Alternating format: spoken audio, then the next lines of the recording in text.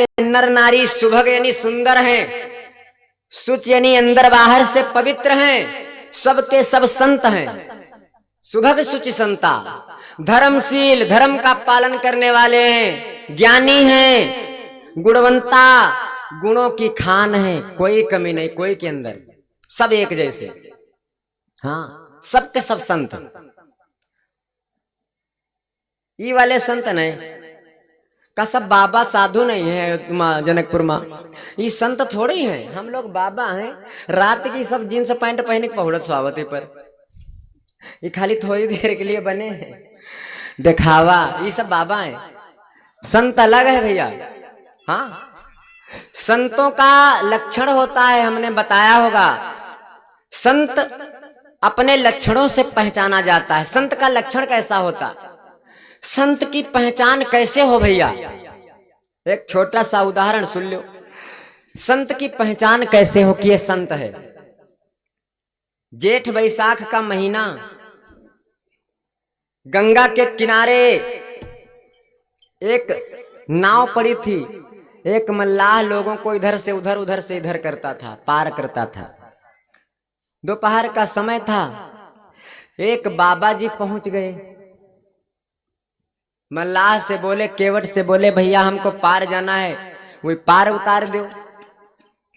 केवट बोला, बाबा जी गंगा की धारा बड़ी दूर है, इस पार से उस पार जाएंगे तो बड़ा समय हो जाएगा, आधा दिन लाग जी, पार करें महाराज, अकेले नहीं हो, कोई दो चार ग्राहक और आ जाए तो साथ में बैठा रही, तुमका पार कर दी, थोड़ी देर जुड़ाए सहिता लो, विश्राम कर लो।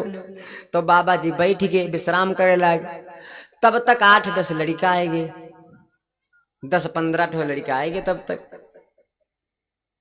केवट से कहा, भैया पार जाना, वही पार ले चलो। केवट कहे लग, बाबा जी आओ साथे बैठो, तुम्हें कोई पार निकाल दे। बाबा जी सन्यासी थे, सन्यासी के ना तो चोटी होते ना जनेऊ होते, अपन पिंडदान अपन क्रियाक्रम अपने हाथ करते।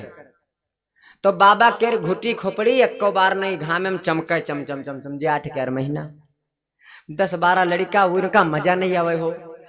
वो नाव में यहाँ हाल इधर उधर अपने अपने हाथ पीटे, अंगुरी तूरे कि यार मजा नहीं आ रहा, 8-10 जने हैं तब मजा नहीं आ रहा। एक बोला मजा आई, उधर तबला धरा बजाओ। तो कहे लगी नाव में कहाँ तबला है, तो कहे लगी युद्ध बैठ, बाबा की खोपड़ी के यहाँ कहे तो तबला बैठे बजाओ बहन। अब भाई मजा आई। ए भैया 4-6-10 लड़का अकेले बाबा जी गेस लिहन बाबा, और बताए पीटे बाबा के खोपड़ी, बाबा खोपड़ी बजाए, तबला बनाए। बाबा अब बाबा मरे जाए बीच में कुछ कहे, संत ना। केवट भी डराए कि यदि हम इनसे कुछ कहे तो हो सकते हम को मारे पीटे, तो वह बेचारा बड़ा दुखी। लेकिन भगवान से भक्त का दुख देखा नहीं गया। रामचरितमानस में गोस्वामी बाबा ने स्पष्ट लिखा है, जो अपराध भगत कर करई तो राम रोष पावक सो जरई जरई।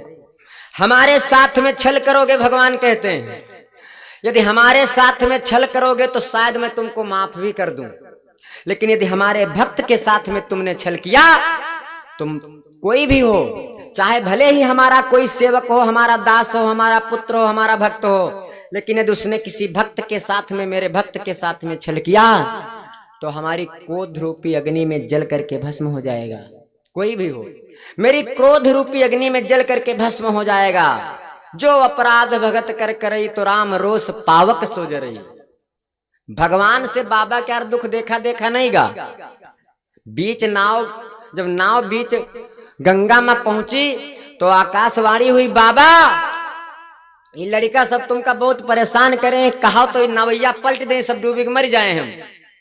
आवाज आई ऊपर से, बाबा ये लड़का तुमका बड़ा परेशान करे, कहा तो नाव पलट दे, लड़का सब मर जाए।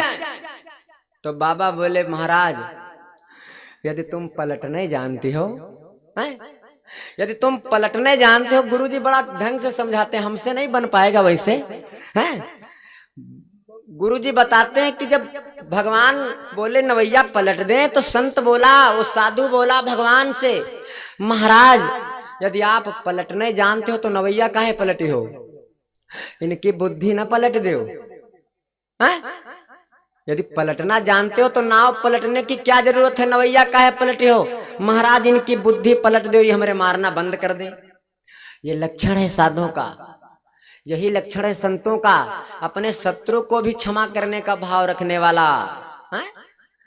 जिसके अंदर क्रोध का नामो निशान ना हो, जो हर समय कृपा और दया बरसाता हो, अपने आप को ना देखता हो, अपने जीवन को ना देखता हो, अपने शरीर को ना देखता हो, है? वो संत है जो देश धर्म और समाज के लिए कुछ कर जाए, ऐसी तपस्या कर जाए कि उसके जाने के बाद उसकी तपस्या से मिलने वाला फल जगत का, लोगों का, समाज का कल्याण करे। उसे संत कहते हैं भैया।